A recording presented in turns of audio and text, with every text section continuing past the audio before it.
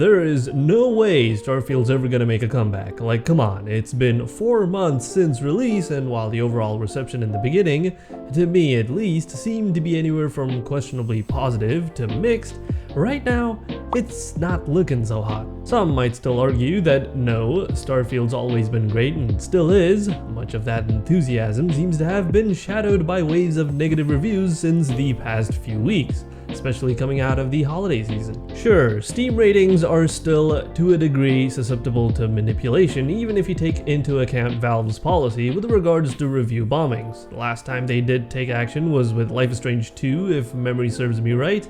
But all of this negativity, even if we just look at Steam reviews, didn't just happen as a consequence of the Steam Awards. It was already slowly going downhill a couple of months prior. The general consensus outside Steam that I've been able to gather from forums to subreddits to videos and even friends is that Starfield's been a reluctant okay at best, an unhealthy dose of buyer's remorse at worst, especially if you take into account the price and all the hype work done by Bethesda. Currently there are anywhere from 10 to 15, maybe 16,000 players on Steam daily, a loss of over 300,000, which I guess you could say is not terrible and kind of expected from a typical single player title, but then you look at Bethesda's past games like Skyrim with around double that player count, even Fallout 4 is doing a little better, and other games that are somewhat in the same genre that I would personally consider competitors like Cyberpunk 2077 and Red Dead Redemption 2, both doing way better. I don't think it's unreasonable to have expected Starfield to match the performance of said games. Todd Howard himself stated that Starfield was designed to be played across multiple runs over a long period of time. Now that does sort of throw a wrench into the idea that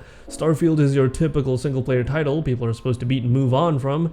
Now, regardless of how much stock you may put in the man's word, the intent of the company was definitely not to net a mostly negative rating on Steam, so there's clearly something off here. But Starfield's more of a console game and is far more popular on Xbox, is one statement I've regularly seen. Well, according to some quick research as I'm making this video, I have not been able to find evidence supporting that line of thought. Sales numbers for consoles are probably still in the millions, but there's also the possibility that said data is being skewed by Game Pass subscriptions, which if that were the case, I suppose it still counts, but I'll let you make the judgment on that one for yourself. I do think it's safe to say that Bethesda isn't entirely content with how the game has been received. One only needs to observe stuff like the dev posts on Twitter and customer review responses on Steam, some of which I've found to be tinged with condescending tones in my opinion. But aside from attempting to correct the generally worsening narrative, what has Bethesda done since September to actually improve Starfield? Well, awkward implementation aside, the game did finally receive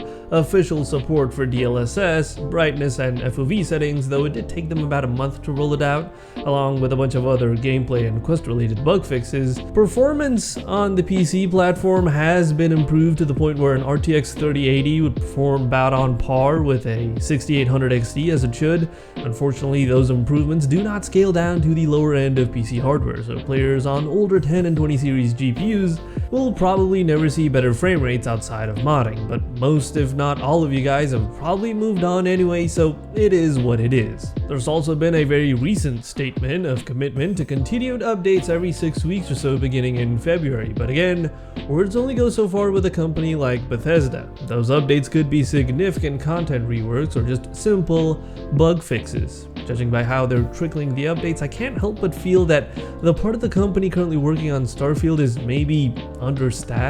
Like a month to roll out features that took the community a couple of days to put up on Nexus is concerning, but maybe they just wanted to consolidate all the changes and fixes into one single update. We'll see starting next month, I guess. I understand that while not everyone had a bad experience, I myself did enjoy a couple of things like trying to build and optimize ships, even with the knowledge that metal donuts were the meta. Most people who bought the game, even those that weren't hyped to the moon, expected more in terms of quality and quantity from a company of Bethesda's magnitude. I believe Bethesda still cares about the game and would definitely like to see a resurgence in player count amounting to a comeback of sorts, but what would that comeback even look like? Back to 300,000 players active on Steam?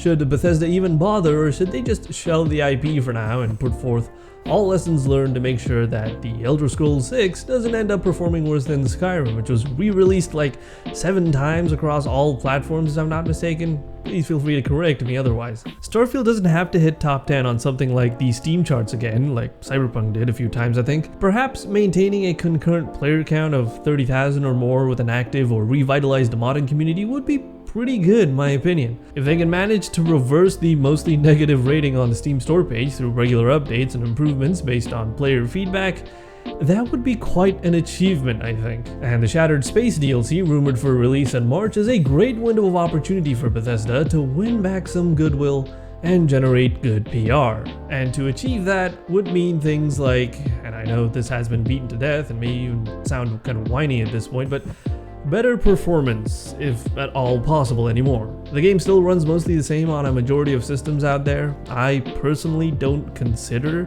the experience one would get on something like an RTX 3060 machine to be acceptable. Playable perhaps, but if you're having to rely on upscaling to the point where textures start looking blurry and artifacting and ghosting get to distracting levels, that just feels bad. We can't let the over-reliance on these crutch technologies like DLSS and FSR become the absolute norm, but that may be a lost cause.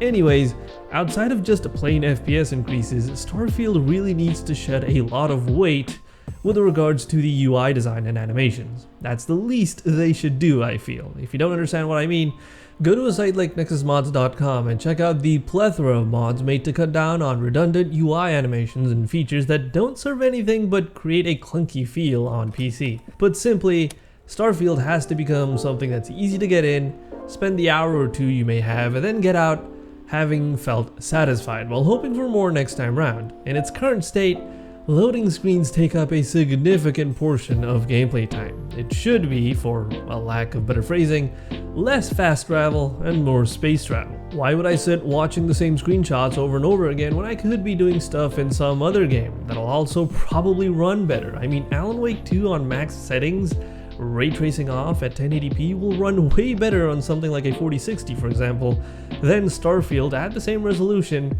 but high settings instead of ultra. Some of the game mechanics could also really use some refinement, if not a total overhaul, like with crafting certain inorganic components or resources, carbon nanotubes being one of them if I remember correctly.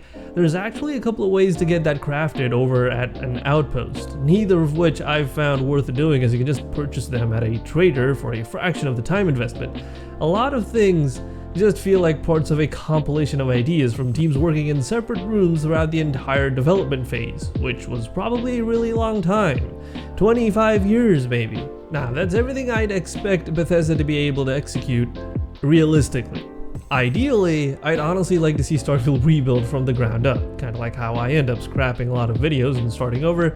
Admittedly, a lot of the times I do give up and move on, but hopefully you get the idea. Even without fundamental changes to combat or space travel, I feel like Bethesda could have achieved great things with more carefully handcrafted locations in the game. Randomly placed points of interest on a large wasteland that are more or less copy-pasted from one another really don't help the game feel like a place anyone would want to spend time in. You could jump to over 100 alien planets in Starfield, and none of them, I think, would even be comparable to say Pandora in the new Avatar game. Also, here's some food for thought. Don't you guys think it's a little odd that while Skyrim brought us Argonians and Khajiits, Starfield lacks any such form of alien life in any advanced or civilized setting? It's just humans with celestial powers and wild nightmare fuel shaped things. The city of Neon really showcases the shortcomings of the game in my opinion. It's probably one of, if not the best location in the game, but spend a few missions worth of time here and you really start to feel like this entire area is just a small, overcrowded settlement. Sure, you have NPCs effortfully stopping in your way to tell you how you should not get in their way. I suppose that counts as lively encounters, but places like the Astral Lounge are just embarrassing compared to, let's say, the Afterlife or El Coyote Cojo that you can visit in Cyberpunk. Almost as if they dumbed it down to be family friendly, which could be the case, I suppose. Aside from that, none of the human settlements in Starfield feel like the population there had spent anything more than like 5 years building it up. It all feels oddly barren, depressing, and insignificant.